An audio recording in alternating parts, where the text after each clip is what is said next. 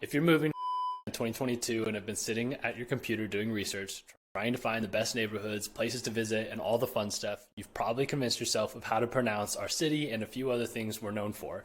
In this video, I'm going to teach you how to pronounce some of the most common mistakes I hear from people moving here from out of town.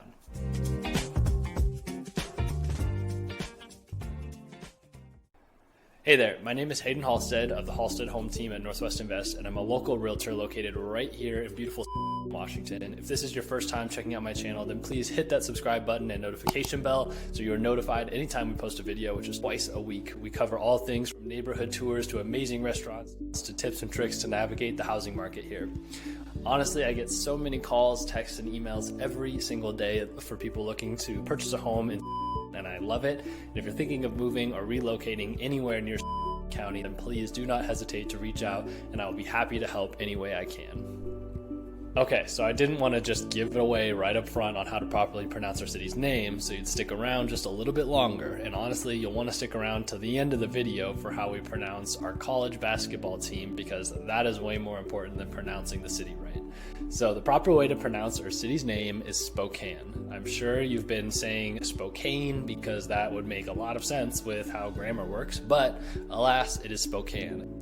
And just so you have a little background on where that name comes from, our city is named after the Spokane tribe, and more specifically Spokane Gary or Chief Gary, who was the leader of the Middle Spokane tribe. Spokane means children of the sun in Salish. To help with this pronunciation, a local clothing company has started making these hats and t-shirts to give a visual representation on how we pronounce Spokane. And if you leave a comment on this video, you'll be entered to win one of these hats.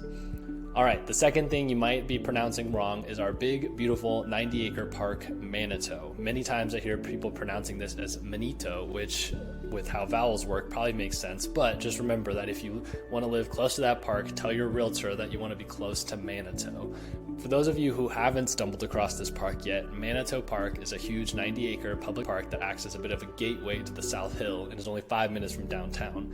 Within that 90 acres is about 20 acres of botanical gardens that are meticulously maintained throughout the year. There's everything from rose gardens, where it's hard to fathom how many types of roses there are, to the Dunkin' Gardens, which are just symmetrical rows of flowers running a couple hundred yards, and the Japanese gardens, which is a very peaceful, meditative place to go for a walk and smell the quote-unquote flowers. It's also known this time of year for having one of the best sledding hills in all of Spokane. So if you schedule a trip to Spokane, make sure to plan a couple hours to explore Manito Park and the surrounding neighborhoods. If you're checking out Spokane for school, or maybe you want to live in Eastern Washington and want a little bit more rural living, you'll want to know how to pronounce the home of Eastern Washington University, Cheney.